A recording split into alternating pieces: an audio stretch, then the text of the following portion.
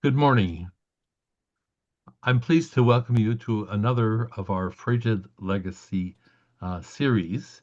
It's our privilege today to welcome Professor Joshua Zimmerman. I'll be introducing him in just a moment, and we are very pleased that he has kindly agreed to speak with us two times in the coming future today. And then he will be, I would say, adding more information for us in a second lecture that is planned in a few months. The topic today focuses on a figure in Polish history. By shorthand, we might say the George Washington of modern Poland. Poland, as a independent country, disappeared for some 140 years and then reemerged through the work of many different individuals. But key among them was Józef Piłsudski.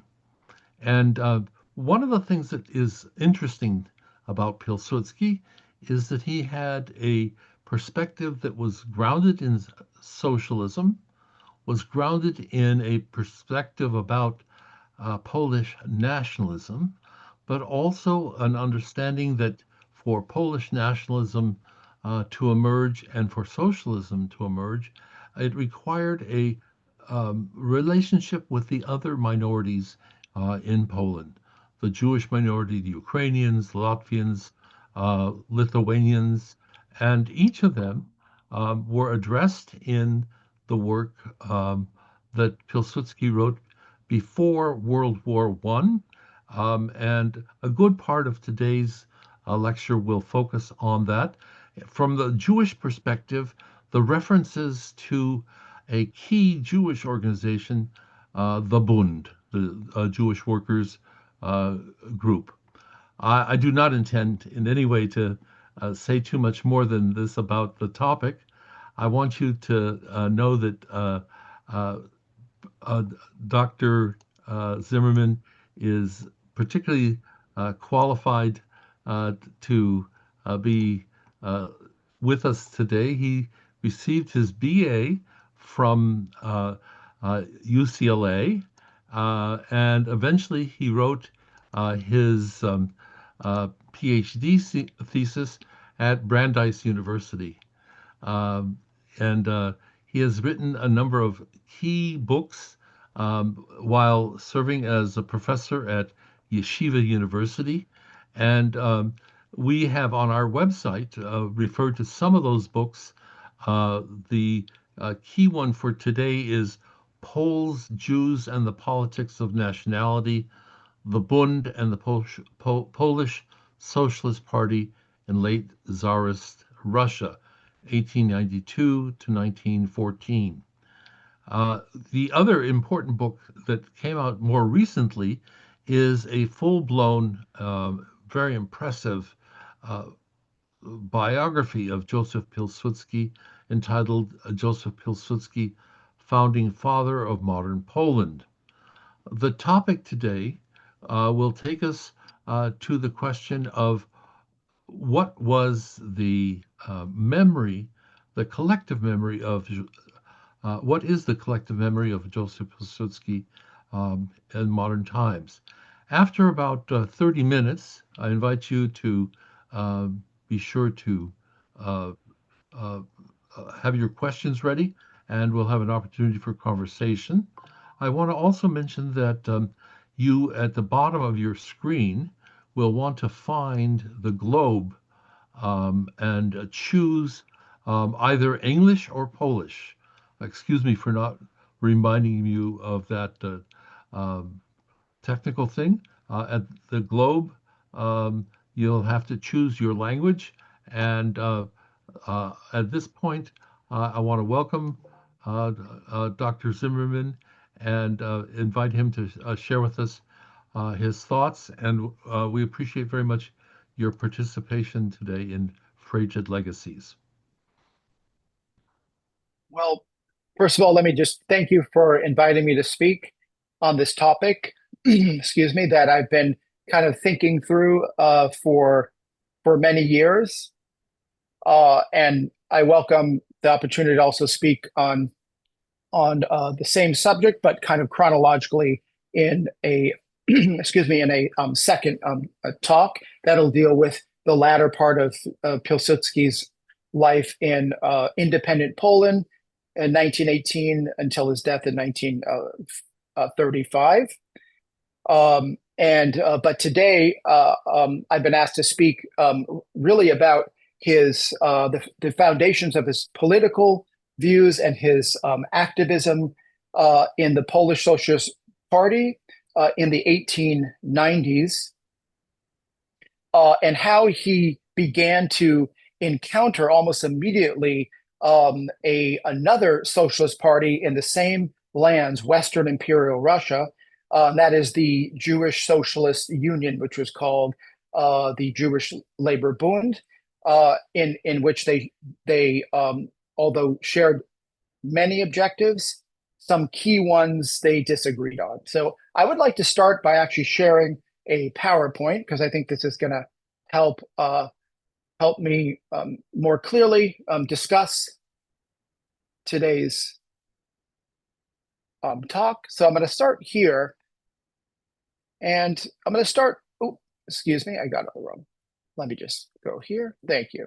So I'm going to start just by, so you can see the figure of Piłsudski. And one thing that Haim mentioned is that he is really regarded as the George Washington of Poland. The reason being is, as it was mentioned, that even though Poland had a long, nearly 800-year history between its founding in the 10th century and when it was wiped off the map of Europe and its history was rudely interrupted in the year 1795, and I have a map, maps that I can show you about that. And for 123 years, Poland did not exist on the map of Europe until November 11th, 1918, when Poland reemerged as a sovereign, independent state. Now, on that day and at that moment, Józef Piłsudski was named commander-in-chief, and then he was given the dual title of head of state.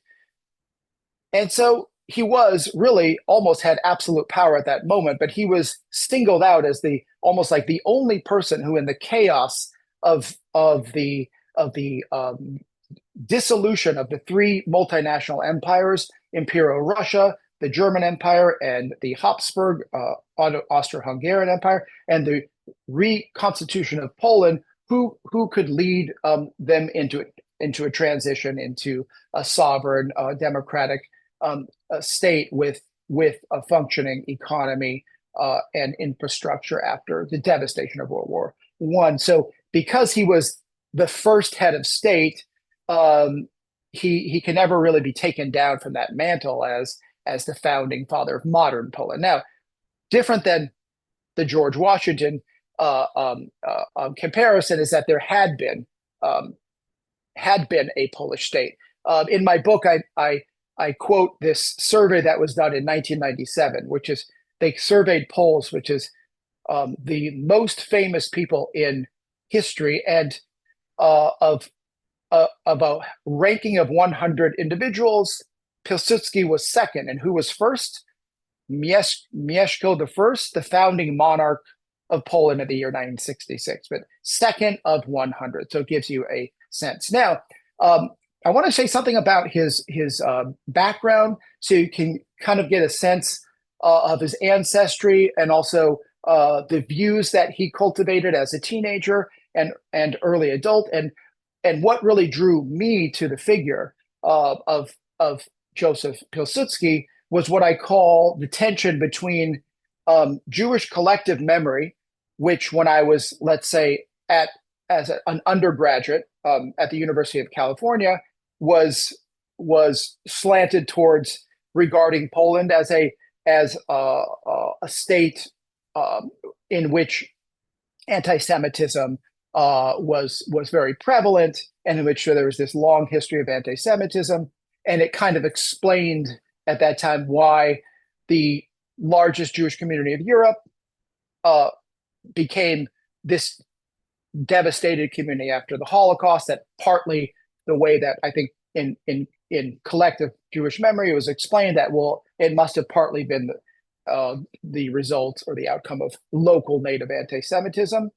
So with that, I came across as an undergraduate by chance the figure of Piłsudski, and when it said that Piłsudski was the founding father of Poland, head of state, and considered a protector of the Jews, and consistently fought against anti-Semitism, which he unambiguously pointed out as, quote, the greatest foe of the democratic ideal. So he always was speaking to Poles in this way, which is, you can't want a democratic Poland and also promote anti-Jewish ideas and call for the limitation of the rights of one minority in a democratic constitutional state. So if you want a democracy, you need to condemn without hesitation anti-Semitism. So that was always his view, and it did not make him particularly popular among certain parts of the population in the interwar period, who were sliding into a kind of authoritarian right-wing populist government, and was starting to kind of take their lead from Nazi Germany about how to treat the Jews. So let me go back here to starting with, I'm going to start with ancestry and childhood. But before that, I just wanted to impress upon you through this map of Europe in 1921, what awesome responsibility this one individual had as both head of state and commander-in-chief of the Polish armed forces, which is that Poland emerges, and it's what I call the curse of geography, sandwiched in between Germany, which by 1933 became Nazi Germany, and communist Soviet Russia. So I sometimes with my students compare the borders of the United States with the Atlantic Ocean and the Pacific Ocean, and try to imagine if instead of the Atlantic Ocean and the Pacific Ocean, you had on the West Coast Nazi Germany and on the East Coast Soviet Russia. What that would mean for our whole understanding of the world. But Piłsudski, who led Poland between 1918 and his death in 1935, had this awesome responsibility of somehow preserving the territorial integrity of a state sandwiched between two fascist totalitarian states who did not recognize the boundaries of Poland, contested them, and basically said that if Poland doesn't agree to give up much of its land, then they will take it by force. So he sought alliances with the Western democracies and international safeguards in the United Nations, in the League of Nations. Unfortunately, that didn't work. We never know what would have happened if he didn't die in 1935, because that's the time after which Germany started rearming and so forth. So we don't know, but just to give you a sense of that awesome responsibility he took upon himself. I want to say something about ancestry and childhood. And just so you understand, now this is a map of partitioned Poland, and it shows the boundaries of Poland in the year in 1815, meaning when I say Poland, meaning the Polish lands. Russia had taken approximately 60% of Poland. Austria took Galicia. Sorry, and this was also part of Russia. And then Germany, or Prussia, but then United Germany, took this part. Piłsudski was born in the region of Vilna, right here, in the year 1867. And now I'm just going to show you here a little bit more detail of a map.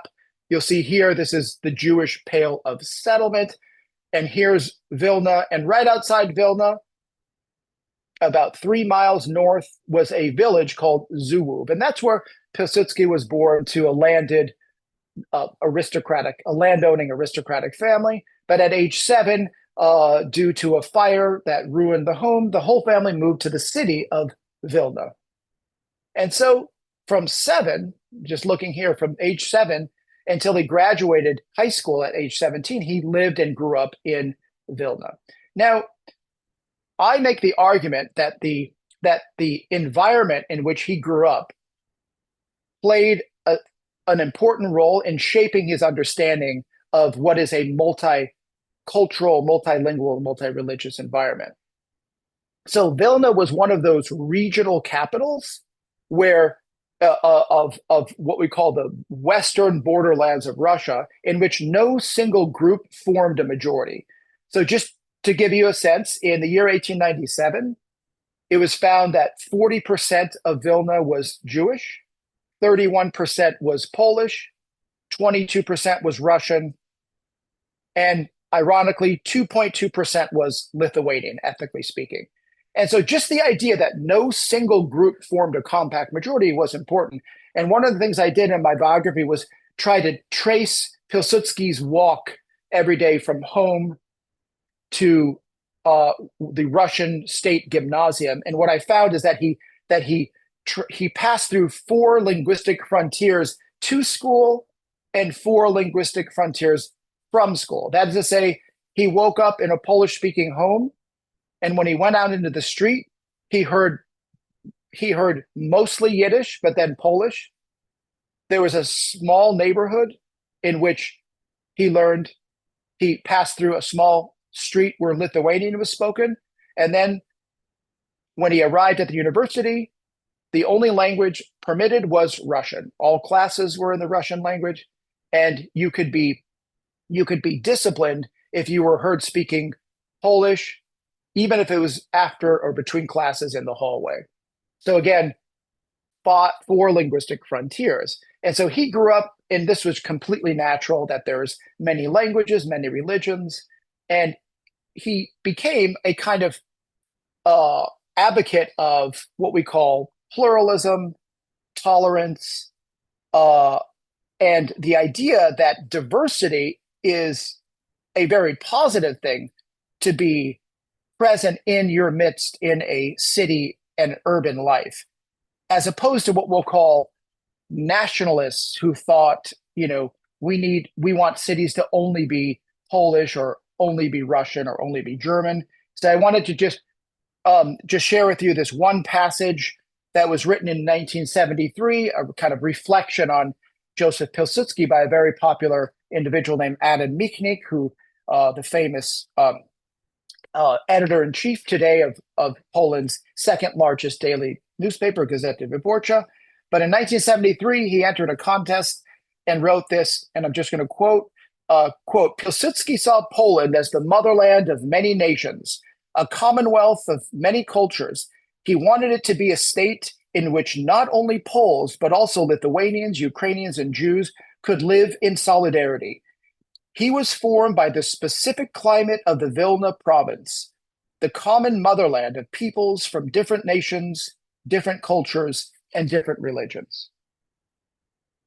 Now, just to give you one little contrast, you understand that the same Polish person who may have grown up in Warsaw, you grew up in a place where 7 out of every 10 inhabitants were ethnically Polish and Polish speaking.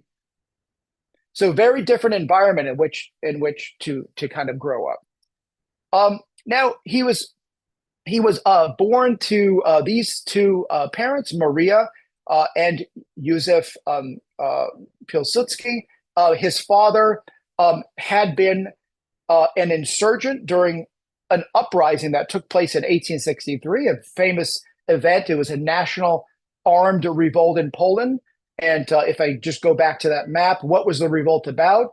The Poles declared an act of secession and rose up and declared literally independence from Russia. But because no great power could come to their support, England, France, for example, even though they could give diplomatic support, the uprising was eventually crushed.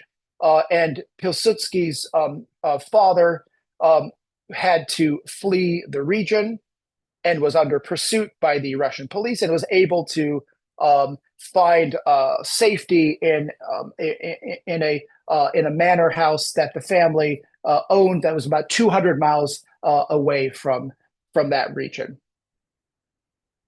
So it's said that Piłsudski grew up in a home in which his father had been fleeing the Russian police, but in which about 4 or 5 of his extended family members, including his own grandmother, had been imprisoned in 1863, and 3 had been exiled, meaning along with thousands of Poles who were insurrectionists, they were handcuffed, put in chains, and sent to Siberia into exile. Now, when he went to the Russian State Gymnasium in Vilna, he and his older brother, this is Piłsudski, and he had a 1-year older brother, Bronisław. They, excuse me, were in the same class. And it's at this university that they formed a secret reading group. And I mentioned this here. And in that secret reading group at age 17, they essentially gathered around and read illegal literature. And there was much literature that was illegal in Russian, including anything about Polish armed insurrections, anything about the social democratic movement, about constitutional government, about the United States of America, about the United States Constitution. But one thing I found is that 2 of these are only 4 of them, but there was 12 in total. 2 of them were Jewish students, and that at one point in his last year of high school, one of the books they read was a brand new piece smuggled in from Austria, a Polish language history of the 1863 rebellion. Now, why do I even mention that's significant? Because when I went through that history, there's about a 5-page section in which they talk about Polish Jews who took up arms in 1863 with their Polish brethren and together fought for freedom of Poland against Russia. And some among those who perished, there were Polish Jews.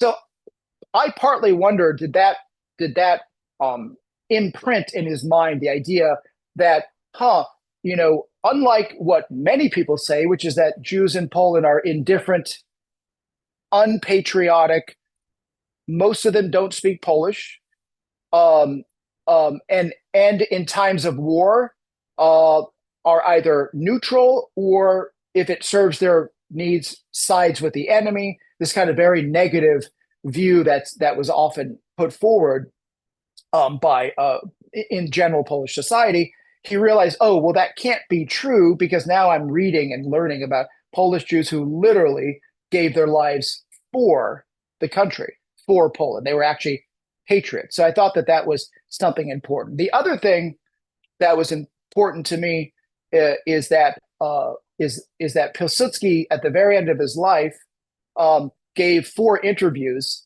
and in one of them he claims that he made this statement that I quote, which is, from as early as I can remember, I despise stereotypes. And it differentiated me from most of the people around me. So he said any stereotype was, in his view, an untrue thing to say about a people. There may be some basis, but you have to be very suspicious of that. So I felt that was an important aspect of kind of his upbringing, and also the development of his character, which is to say that multicultural and multinational environments are benefits to society, and that you shouldn't judge someone by their religion or nationality, but rather the content of their character. Now, I have a lot of evidence and proof to show that that's really the way he applied himself. And I'm going to skip this background in which Piłsudski ended up getting involved in an underground socialist organization. And after completing 1 year of university in 1887, he's arrested and sent into Siberian exile for 5 years. I just want to impress upon you, I often say this to my students, at age 19, instead of him being allowed to continue university for 5 years, he was placed in exile. And when he returned after 5 years, when he signed the release papers, he was shocked that the condition of signing was that he cannot enter university for another 5 years. So the Russian state completely obliterated his career path. And so when he returned in 1892 to Vilna, I guess it's not that surprising that when a socialist organization approached him for illegal clandestine activity, he became particularly interested in that group. So I want to just mention where and how this started that he got involved. We know that he claims in an autobiographical writing that before he graduated high school, he became a convinced social democrat, meaning two things. One, that he wanted a just society in which there'd be robust labor laws, constitutional guarantees of freedom, independent legislation, but that also combined with that, he wanted the separation of Poland from Russia. So that's where maybe he was different from some other socialists. What I do want to mention here is that during his time of exile, another reason why he deepened his very independent understanding for the place of Jews in Polish society is that when he arrived in exile, he met this gentleman named Stanislav Landy, who was in his 13th year of exile. Now, why was this Pole of Jewish background in exile? Because he had been arrested in 1878 for activity in a Polish Socialist Party. But then, as Piłsudski became very close with him, because Piłsudski was in an exile, a non-penal servitude exile, where he's free in a small area to kind of go around as he wished, he found out that Mr. Landy's uncle, whose name was Michael Landy, had been shot and killed in 1861 in Warsaw in a Polish patriotic demonstration for freedom and independence. And so once again, he's seeing not only a Polish Jew who's given 13 years of his life for activity in a socialist party, but now is learning about his uncle who gave his life for Poland, right? This idea of patriotism going beyond the ethnically Polish community to the Jews. And so this again, in a way, cultivated that view, combined with his really complete suspicion of stereotypes. So when he encountered anti-Semitic views, they just ricocheted off him. He didn't believe any of it. These are just some other important figures he met in exile. One was a 54-year-old insurgent who had been there for 31 years because he had been an insurgent in the 1863 uprising. And so his university education was through conversations and lectures he got through these individuals.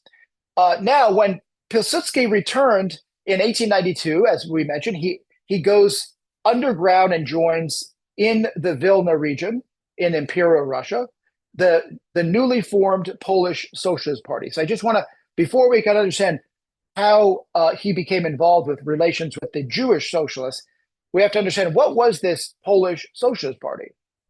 And the interesting thing is the large involvement of Poles of Jewish background in this Polish Socialist Party.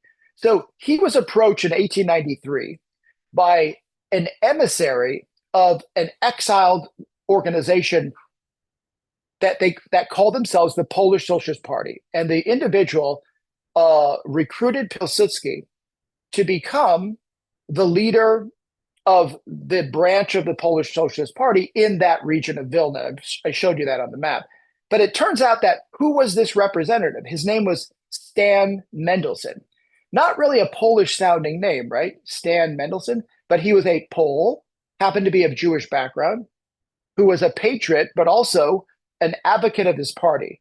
Now, when you look at the founding program of this party, you understand why Piłsudski was immediately drawn to the party, because the party platform called for the separation of Poland and the creation of an independent democratic state founded on social democratic principles, which is a constitutional state, again, with robust labor laws, but equality before the law, freedom of religion, and then all the basic rights that would be contained in the U.S. Bill of Rights. So for him, it was that perfect combination of righting the wrongs of history, which is returning the lands taken from Poland and creating a democratic state. Interestingly, that the other person that was very close to Piłsudski happened to be, and by the way, this is the photograph of Stan Mendelsohn, who is the person who came to Imperial Russia from Paris, handed Piłsudski the program, and then said to him that when the first time you go and meet your comrades in Warsaw, I want you to meet the most important person there, and that is none other than Felix Pearl, another person whose name doesn't really sound that Polish, right? But it turns out that Piłsudski became particularly close to these members of the party, Stan Mendelsohn and Felix Pearl. Felix Pearl became kind of the intellectual wing in which he was a journalist who wrote not only in the party press, but he would write these 70 to 80 page pamphlets on various aspects of Polish history that were illegal to be published in Poland, and they would be illegally distributed. So again, very important aspect of the party that Piłsudski was part of. So for him, the Polish Socialist Party, the Polish part, was not denoting an ethnicity, meaning you needed to be ethnically Polish to join the party. It was really denoting a historic boundary that was stolen from the people and inhabitants of Poland, that they wanted to resurrect, in which all inhabitants would be, in a civic definition of nationality, would be citizens with full equality before the law, without any distinction of religion. And so he shared this view, and he passionately began to start disseminating those views. Okay, now, in 1894, Piłsudski successfully had smuggled in from Germany a printing press. It was illegally smuggled in, and in a very rural area of Belarusia, he found an area where, in the basement of some apartment building, he could operate a printing press, and he founded the organ of the Polish Socialist Party called Robotnik. And I want to just show you. This is the masthead of Robotnik. This is from 1898. But it was very important that they published inside, under the nose of the Russians, a monthly periodical which would promote their views.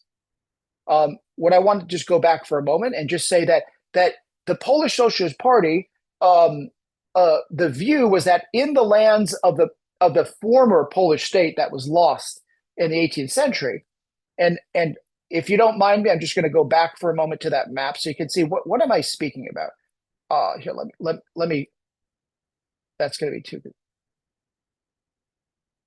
I just want to go to this so you can just see what I'm talking about. In his view, the boundary of the Polish state that was lost really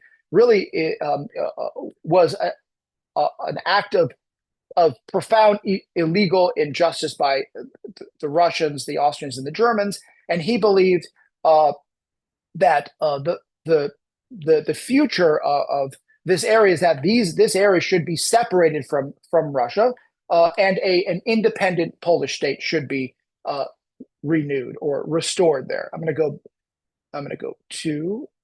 back to where I was here. Okay.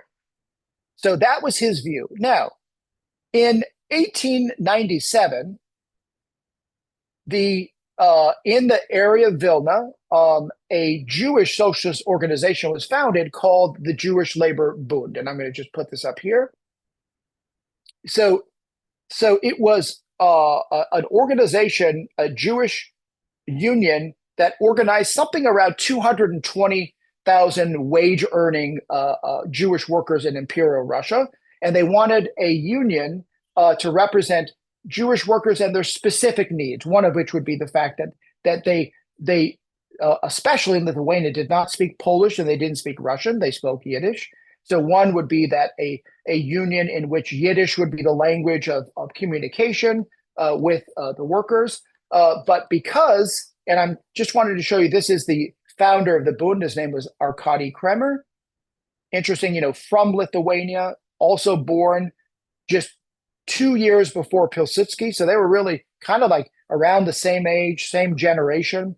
But Arkady Kremer graduated from St. Petersburg University, and he was a Russian speaker. He was not a Polish speaker. And who did he connect with? Russian socialists. And the Russian socialist view at that time was the reestablishment of, the overthrow of the autocratic czar and the recreation of a democratic constitutional Russia, but no changes in frontiers or boundaries. So the immediate goal was the overthrow of the czar and the creation of a democratic constitutional Russia, in which regions would have autonomy, but the boundaries would remain the same. So to Piłsudski, this just smacked of Russian imperialism once again, denying the rights of Poles, of Lithuanians to their own sovereign state. So he was suspicious from the beginning. And what is the conflict he came across? Even though they had the exact same goals for the labor movement, Arkady Kremer supported the Russian social democratic platform, which was the reconstitution of Russia as a democratic state, autonomy for the regions, but no changes in borders. This became the source of a conflict, and that is where Piłsudski began reaching out and appealing to members of the Jewish Labor Bund and saying essentially this: let me remind you that you actually live not in Russia, but you live in historic Poland, and that you live among Poles, and that because of that, you should really share their own national aspirations for sovereignty and separation from Russia. And if you continue to agitate against the reconstitution of Poland, then Polish society is going to increasingly look upon you as part of the problem rather than kind of part of the solution. Now, this debate kind of went on, and it makes sense. They were Russian by language, Russian by culture, so they were linked up with Russian socialists. So they almost kind of were inundated with that Russian kind of imperial spirit. But what I want to mention here is that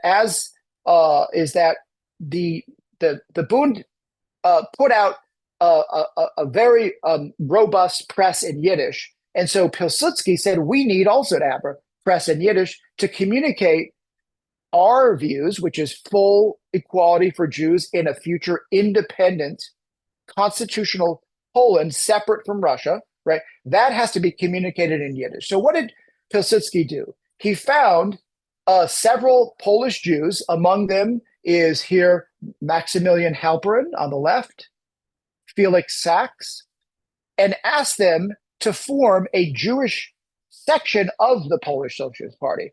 And they founded it in 1898. It was called the Jewish Organization of the Polish Socialist Party. So what did they do? They would like counter-agitate, rubbing shoulders with the Jewish Labor Bund in various urban centers in Poland and Lithuania.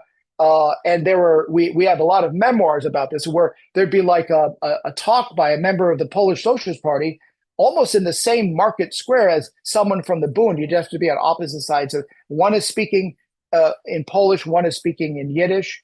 But then the Polish Socialist Party found these men to be able to agitate and find those who speak Yiddish to also speak in Yiddish. Now, this is important, which is that Piłsudski recruited a comrade of his, Max Horowitz, to found and edit the Yiddish periodical of the Polish Socialist Party. It was called Der Arbeiter, the Worker, and you'll see right down here, and it operated until 1907. And as we get to 1902, 1903, it began to rival the Jewish Labor Bund in terms of the circulation numbers. And in fact, the Jewish section of the Polish Socialist Party was growing and growing, particularly in these areas where Poles formed a compact majority, and it kind of in a way to show that yes, we are social democrats, but we also support Polish national goals of the separation of Poland from Russia, and we support a free Russia. And in my book, one of the things I show, because I translate some of the pieces in Yiddish in that paper, is that Max Horowitz writes in there in a language that Jews read, says, "Let me remind you," I'm just kind of paraphrasing, that only in an independent Poland will Jews ever receive actual, real freedom. Don't kid yourself that the Russian socialists, once they take power, are going to create an actual free and open society. They will reconstitute a kind of czarist empire with red clothing. So there was like this profound suspicion of the Russians and their kind of imperialist DNA. This is what they're talking. And so their message to Jewish workers was, remember, you have to support an independent Poland, because only then will you get an actual free and open and constitutional society with guaranteeing fully your rights. So that was the basic argument. Now, did all Poles share that view, that they wanted a state in which Jews would receive full equality? No, that not at all. But he was now trying to convince the Jews that as part of the land, we need to work together. I wanted just to give you some sense of then Piłsudski. What did he write to his own people? Right. On the one hand, he was in conversation with the members of the Jewish Labor Bund through the Yiddish press, because they translated his articles. On the other hand, in Polish, he was condemning anti-Semitism. So I found this very important, which is the first piece I found in Robotnik was from February 13th, and it was called "On the Jewish Question." I put right here an arrow to show the Kwestii Żydowskiej, and I just quote here one of those from 1898. You'll see here. And this is what he writes. I'm quoting Piłsudski. "Any trace of anti-Semitism among our comrades will be persistently fought against, and under no condition will we allow its manifestation in the life of our movement." So he's condemning anti-Semitism and saying he will stamp out any trace of it and will not allow it to manifest itself. Now, another editorial on Jews I found was a piece he wrote in 1902, another editorial. And by now, there was rising anti-Semitism in Imperial Russia, in Germany, in Austria, and he writes this: With all its energy, our Socialist Party shall fight against anti-Semitism as an injurious and backward current. Russian policy limiting the rights of any group are to us repugnant. Now, he was referring there to the some 100 laws on the Russian legal codes that limited the rights of Jews, including the famous Pale of Settlement limiting their rights. Now, let me just say that so Piłsudski ends up tying both his relations with the Bund and with the Russians to the Jewish question in this sense, because what he claims here is, in a 1902 editorial, right, our fight for the transformation of the political system, meaning in the Polish lands, from an autocracy to a democracy, is indistinguishable from the struggle for independence. So what he's trying to say is that we can't separate these two. Yes, we share with the Russian Social Democrats the desire to overthrow the Imperial Russian Tsarist autocratic regime and replace it with a democratic one, but we also want the separation of Poland. That they were not granted from Russia. I'm going to pause here because I just kind of reached my 30-minute limit, and just to say one thing about Piłsudski's relations with Jews. One is that Arkady Kremer, the head of the Bund, interesting, like I said, a total contemporary with Piłsudski, almost exactly the same age. Even though there were very contentious exchanges between them, because he could not convince Arkady Kremer to change their platform about Polish independence. It is said that in 1902, they happened to rub shoulders in London. They were going to an international socialist conference, and that they just had an extraordinary rapport, very lighthearted, very friendly. So outside of the public sphere, he seemed to have good relations. The other is is about his relations with Jews within his party. And I'll just end with this: is that in 1908, Piłsudski conducted what he called an expropriation raid, which is that he had 19 members of his party basically able to attack a Russian postal train going from Warsaw to St. Petersburg, carrying tax dollars from the Polish regions. And so they would basically rob this train and use that money to promote their party. But in this case, it was to be the very largest expropriation raid they've ever done, and he didn't know if he would survive it because there's Russian military on this train. And so he wrote 2 days before the so-called raid, he wrote a letter to his comrade Felix Pearl, and he said, "If I don't make it," he was then 40 years old, "I would like you to write my eulogy."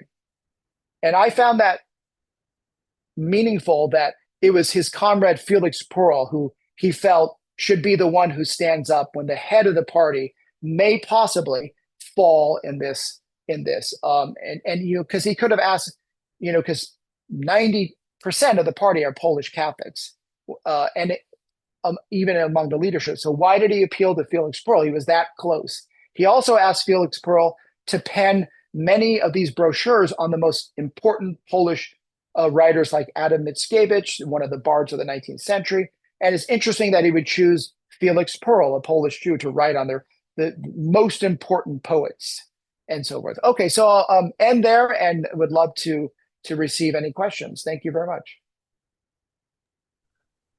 Thank you, Joshua Zimmerman. I want to express my appreciation.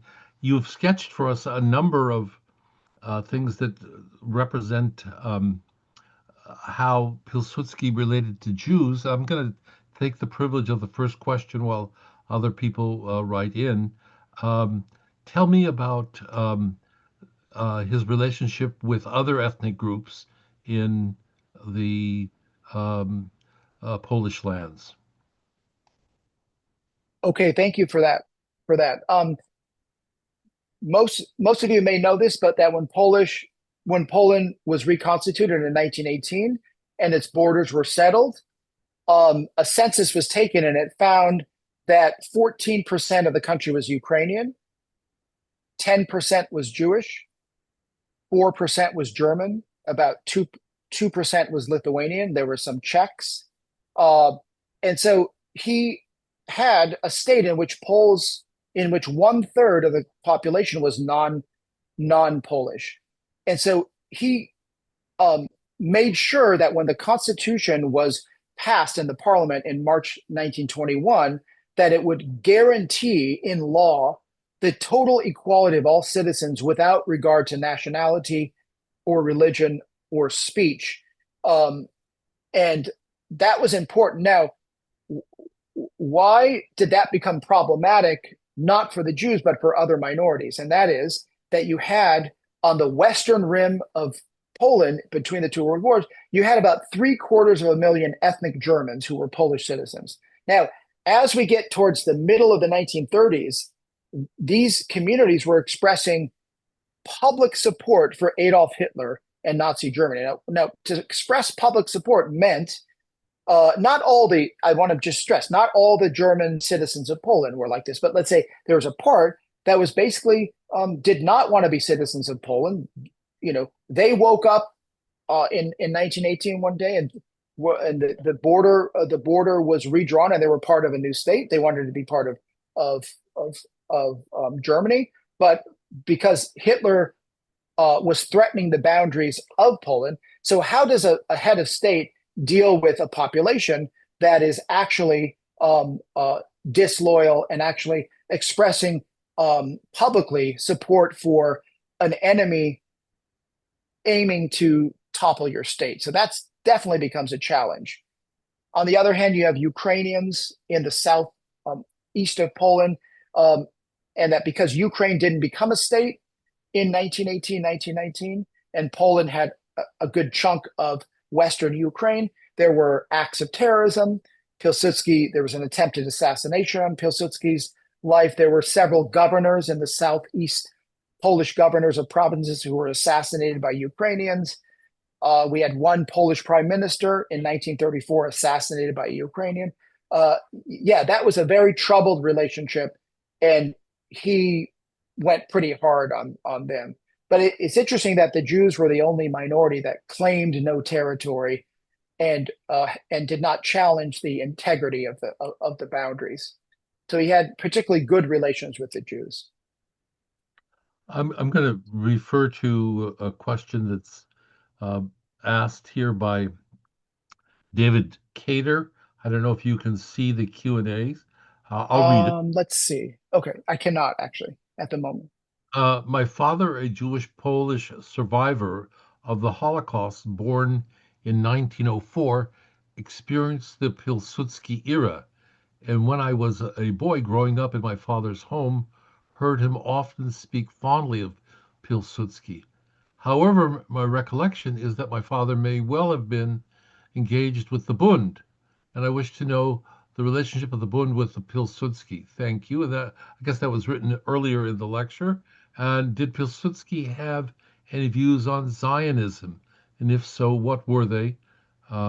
That's two questions from David Cater. So one was on his views on Zionism. The other was about. I'm sorry. The first one was that about the Bund, his views of the Bund. Yes. Yeah. Okay.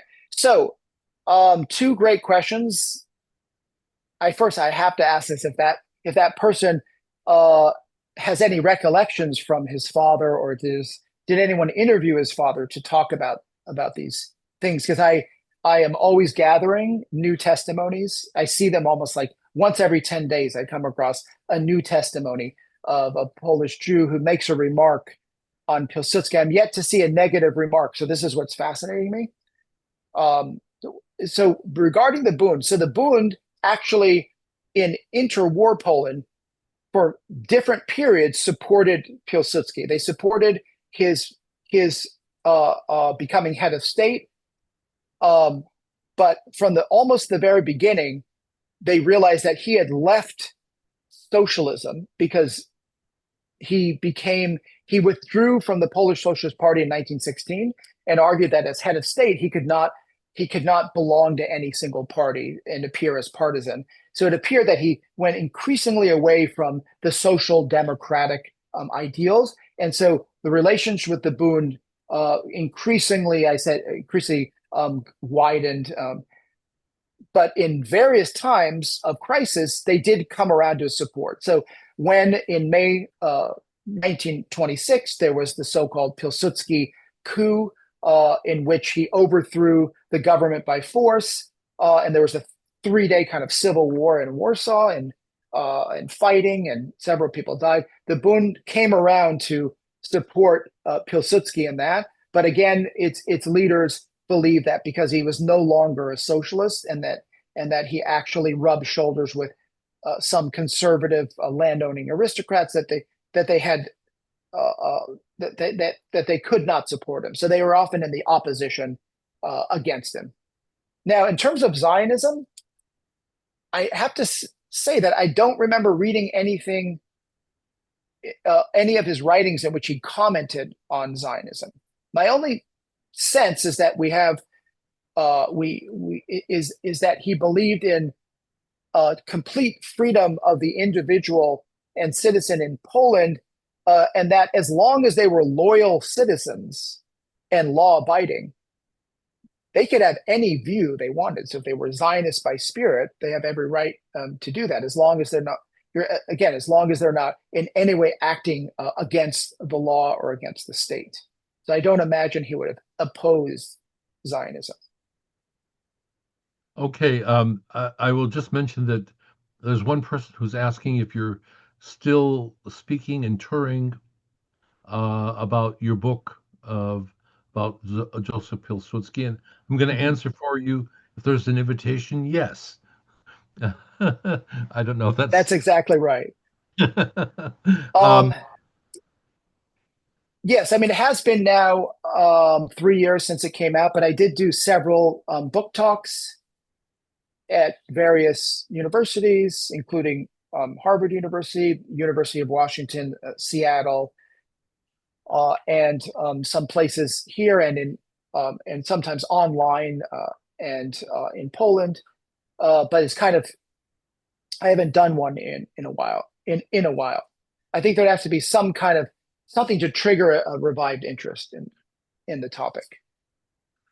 But can I just say it is, just so people know, it's the first scholarly biography of Piłsudski in English since 1939. And so I say that because in 1982, the late Wacław Jędrzejewicz published his well regarded book called Piłsudski: A Life for Poland in English, because he was the head of the Piłsudski Institute in New York. Beautiful book, I loved it, but it's a popular book. There's no footnotes, and there's a total of a 2-page list of suggested readings.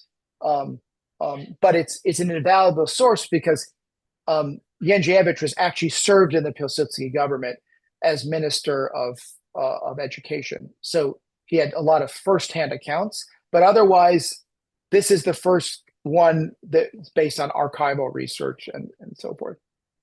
I want to note the question from somebody that you're familiar with. Anthony Polanski asks, how do you Yes. explain the experience of anti-Semites among Polanski's associates after 1926, when he seized power, and who introduced anti-Semitic policies after Piłsudski's death after 1935? You haven't had a chance to get to that part. What were the Jewish aspects of the clash between Piłsudski and the Centrolov in the late 1920s? That's a compound question. Yeah, those are important questions that I just want to say are addressed so well in Professor Polanski's major work from 1972, which is Politics in Independent Poland. That is this, the central question about Piłsudski in today's Poland is that turn from democrat to authoritarian after 1926, and in particular the way he treated the opposition, and that is that in 1931, the opposition within the parliament sought, in various ways to replace him in the government, and he took that as some kind of illegal planning for an overthrow. And he did arrest several members of the Polish parliament and imprisoned them in a military prison in Brest for several months. They were treated very poorly. But that image of Piłsudski ordering the arrest of members of parliament today really is a hard pill to swallow in Poland, thinking back at his legacy. And I know that some who are really fighting for a true, authentic democratic Poland today look back at that and see it in the most negative light, which is that, did he respect the rule of law, or did he not respect the rule of law? And at that time, he did not. Now, where do Jews come into that? It appears that some of those who were arrested were members of the Polish Socialist Party who were Jewish, like Herman Lieberman, for example. So there were Jews who were in prison. They weren't in prison because they were Jews, but there seemed to be this authoritarian turn. Now, there's so many different ways one can interpret this, but he did pass away at age of 67 in 1935. We don't really know what would have happened if he lived for another 10 years to 77 and not 67. But part of my kind of delving into his psychological mindset is that 2 weeks after the coup in 1926, he was asked by a French newspaper. He sat down with a French newspaper, and he told the French newspaper, they said, "Do you have plans of becoming a dictator, of taking total power?" Because he had all power in his hand. But he said, no, we're going to preserve the parliament. There'll still be elections. There's still free press. He doesn't want to be like Mussolini or anything like that. But he said he didn't believe Polish society was yet ready for a free and open society. And the proof of that is that in 1922, the first elected president had been assassinated by right-wing Poles. But I just want to say the interesting part of that is he said, I do not believe this generation is ready. It'll take the next generation who are born, because remember, Piłsudski was 50 years old when Poland became a state. He said what will take, and it's very almost like biblical by saying this because of the story of Moses and Joshua, is that it'll take young Poles born in free, independent Poland to lead us to a pure democracy. But his generation is not yet ready. Was that an admission that he will not be conducting Poland in a democratic way? But he did make that turn, and so it's that negative part of his legacy. We have one more question that brings us beyond the 1914 time. This question by Polanski does that, and here this other question: a piece of Polish history reads like today's battles over Ukraine independence versus Russian expansion. Do you want to tackle that? I'd love to tackle that because it occupies a lot of my thoughts since February 2022.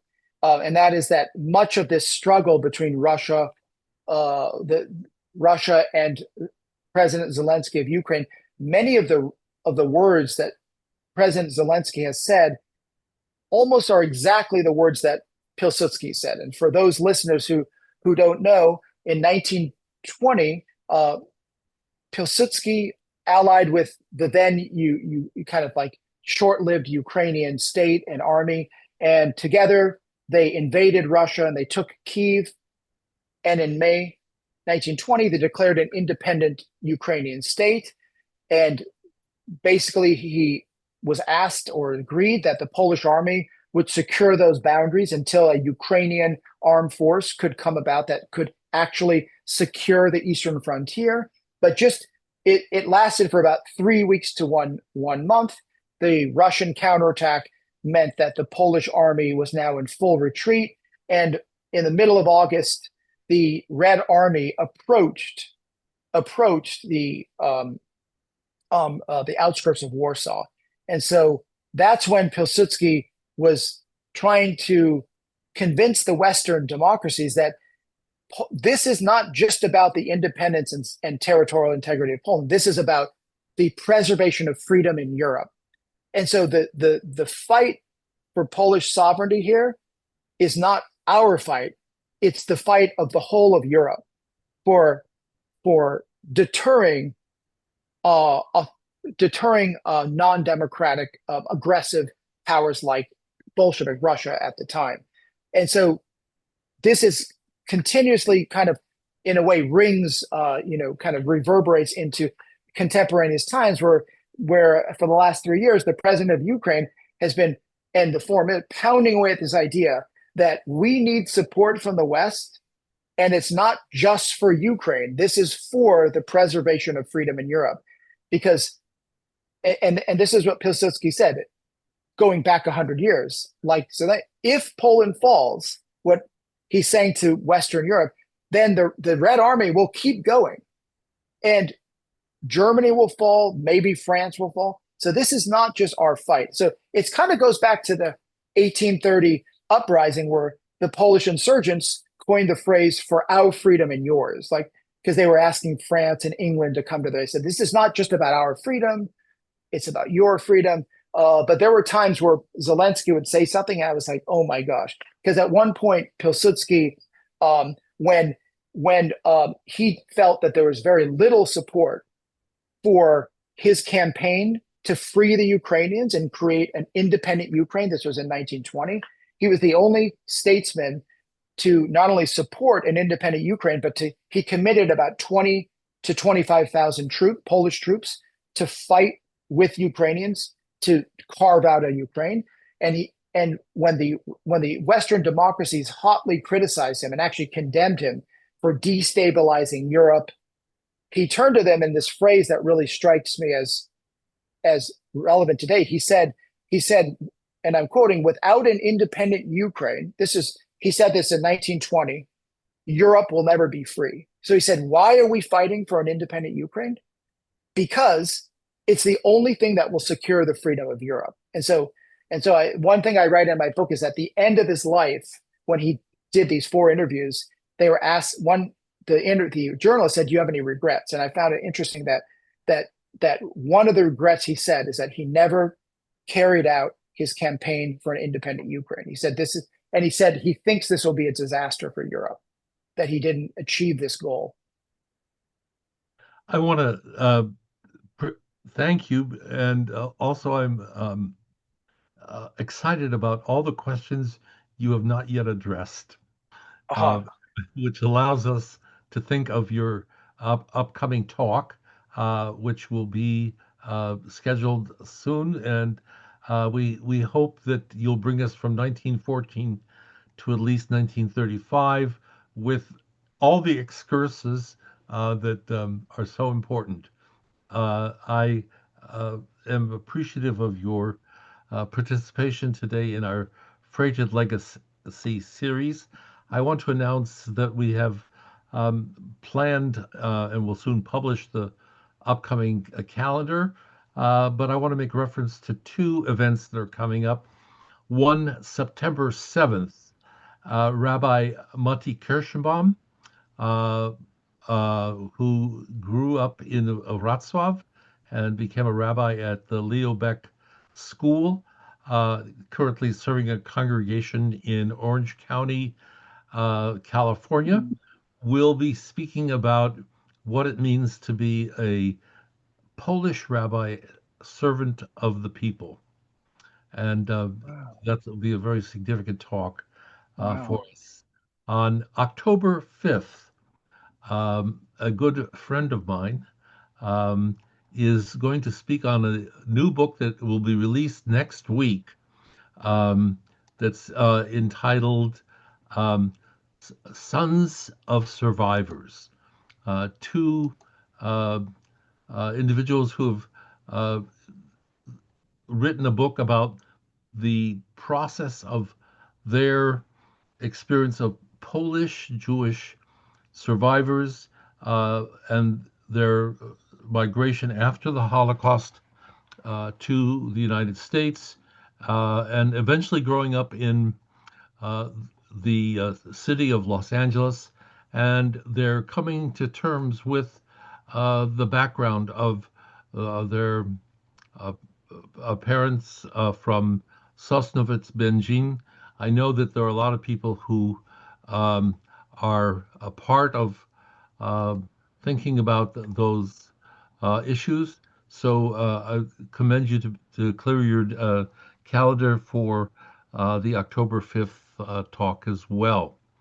I want to thank Dominika Zakrzewska for her putting together technically this program.